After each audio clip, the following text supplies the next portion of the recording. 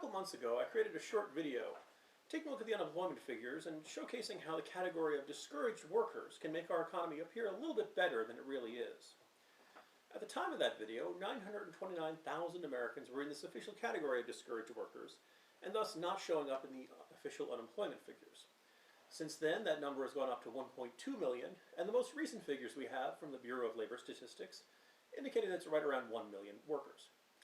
But the big news on the economic front last month was that the economy had added 162,000 jobs in the month of March.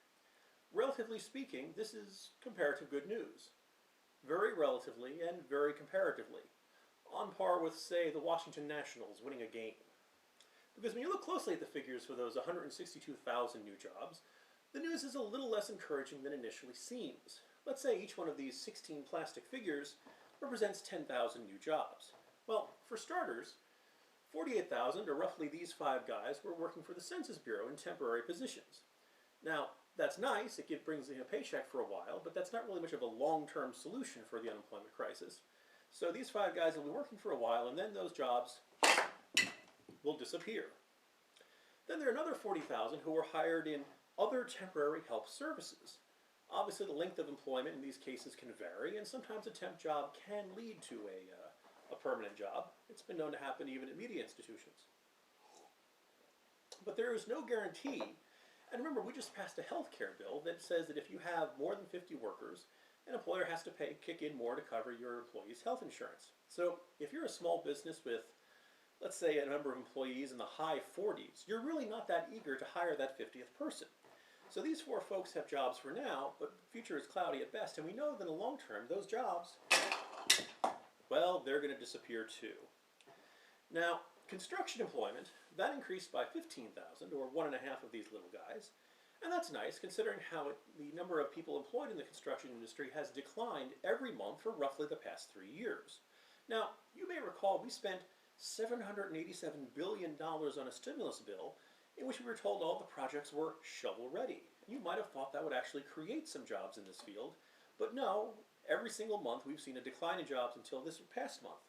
Now, the other thing about this number to keep in mind is that the month of February, you may recall, there were unbelievable snowstorms all over the country, and in particular in the East Coast, which makes it rather difficult to complete any construction projects. So, yes, the 15,000 new jobs is nice, but we really should expect to see that after an unbelievable, abominable snowman of a winter.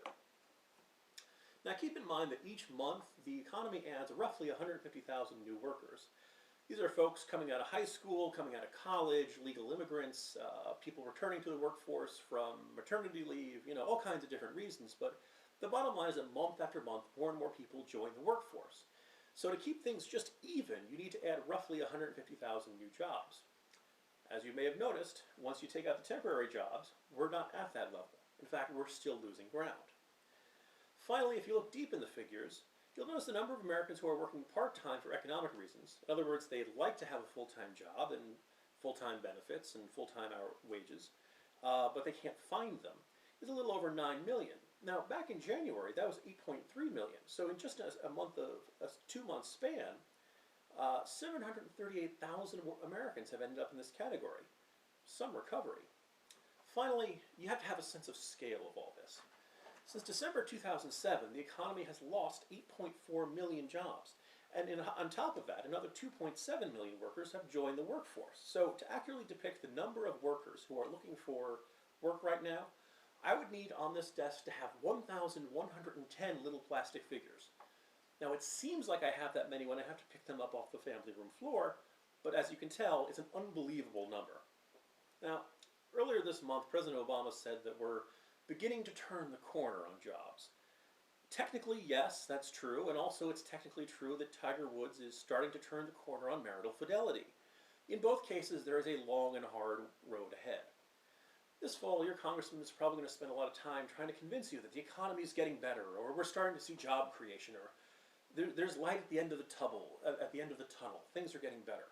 Well, if he's telling you that, it's probably because he's really, really worried about unemployment of his own.